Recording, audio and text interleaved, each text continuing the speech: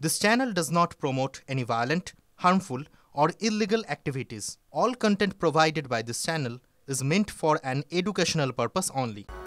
মমতা বন্দ্যোপাধ্যায়ের চিন্তনে ভাবনায় বিদ্যাসাগর মন্তব্য করতে শোনা গিয়েছে মানুষ ভূঁইয়াকেও। শোনাই আপনাদের।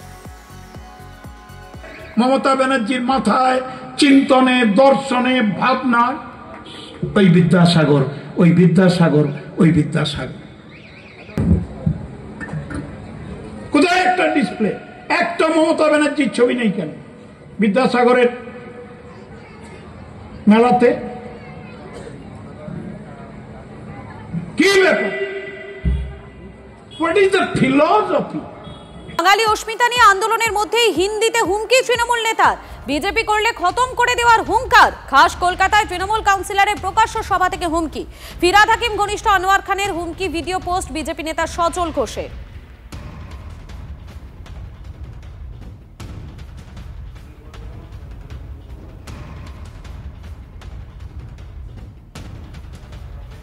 আরো একবার জানাই আপনাদেরকে, বিজেপি নেতা সজল ঘোষ তিনি একটি ভিডিও পোস্ট করেছেন এবং সেই ভিডিও নিয়ে কিন্তু রীতিমতো শোরগোল পড়ে গিয়েছে, কেননা বাঙালি অস্মিতা নিয়ে আন্দোলনের মধ্যেই হিন্দিতে হুমকি তৃণমূল নেতার।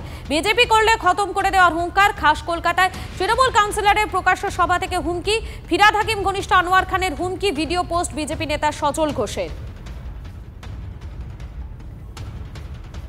आप लोग यहाँ जो लोग भी बीजेपी करता है उन लोग कान खोल कर सुन लो बाबू, कान खोल कर सुन लो। अभी से अपना रवैया चेंज कर लो, नहीं तो किसी को बख्शा नहीं जाएगा इस तारक अल्लाह के नगरी में। किसी को बख्शा नहीं जाएगा। एकदम खत्म कर देंगे ये लोग को। ये लोग यहाँ पर राजनीति करने नहीं देंगे, एकदम खत्म कर देंगे। मेरा आवाज अगर सुन रहा है, ए कुत्ता, दो कुत्ता एक कुतिया, आवाज सुन रहा है तो सुन ले। खत्म कर देंगे राजनीति तुम लोग। बेटा का कसम खाइए, बेटी का कसम खाइए, और किसी का कसम नहीं देंगे। और महादेव का ये लड़ाई में सब कोई साथ रहे, कहेंगे तो सब कोई मिल गए, सब कोई नौजवान लोग हाथ उठाओ, सब कोई इस लड़ाई में सबको एक साथ रहेगा तो बीजेपी को यहाँ से भगाएगा तो। বলছে খতম কর দেগা, তারপর বলছে দো কুত্তা এক কুতিয়া, দো কুত্তা। বাঙালি তুমি শুনে রাখো, তোমাদের বাড়ির পুরুষেরা কুত্তা আর তোমাদের মহিলারা হচ্ছে কুতিয়া। ওই একটা অবাঙালি কি 19 থেকে 20 বলে ফেলেছে, হ্যাঁ, তার জন্য তাই নিয়ে বিতর্ক আছে, কিন্তু তার জন্য বাঙালি গেল গেল গেল। কোথায় আজকে সবাই নীরব কেন? যখন বলছে কুত্তা কুতিয়া তখন বাঙালি নীরব কেন? বন্ধ ব্যবহার করার সময় অবশ্যই সচেতন থাকা উচিত। এইটা কোনো হুমকির বিষয় নয়। এটা সজল এবং আনোয়ার দুজনেই অত্যন্ত ভালো বন্ধু। কর্পোরেশনে দেখা গেলে একসাথে আড্ডাও মারে। আনোয়ার যেটা করেছে শব্দ ব্যবহারে আরো সচেতন হওয়া উচিত।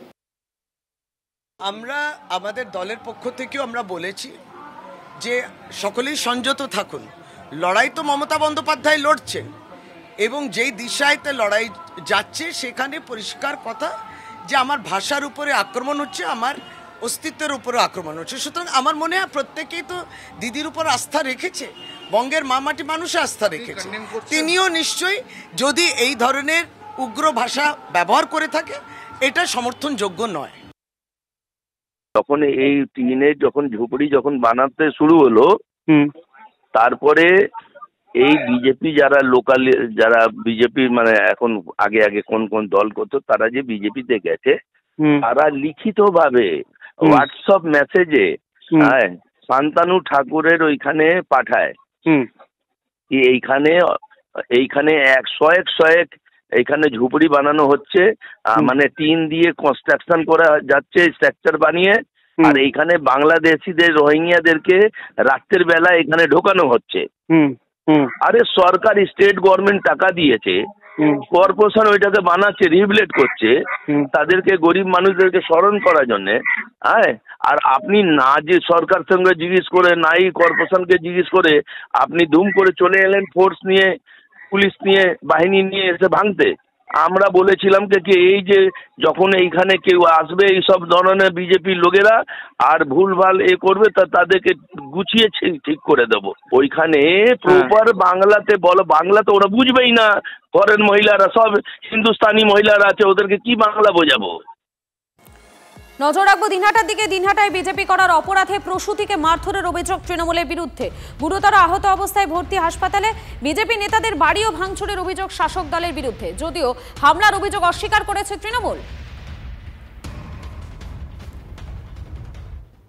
তৃণমূলের পথ, যে গর্ভবতী মহিলার কথা বলছেন তিনি বিজেপির কর্মী, ওই পরিবারটা বিজেপি পরিবারের, তাই তৃণমূলের বিরোধিতা করা যাবে না। সে গর্ভবতী হোক আর অসত্যিপর বৃদ্ধাই হোক, তৃণমূলের কাছে কারোর কোনো রেহাই নেই। তৃণমূল আক্রমণ করবে। এই বর্বরচিত ঘৃণ্য ঘটনার প্রতিবাদ করা উচিত। সারা রাজ্য জুড়ে আমরা এটা প্রতিবাদ করব। পেটে লাথি মেরেছে, সেটা একটা রাজনৈতিক কর্মী মেরেছে। রাজনীতির জায়গা কোথায়? এটা অভিযোগ একদম করতে পারে না। তাহলে রাজনৈতিক কারণে মেরেছে, ব্যক্তিগত কারণে মেরেছে, পারিবারিক লড়াইতে হয়েছে, কোনোটাই করা উচিত নয়। আর যদি কই করে থাকে একবারই থানাতে তাহলে অভিযোগ হবে।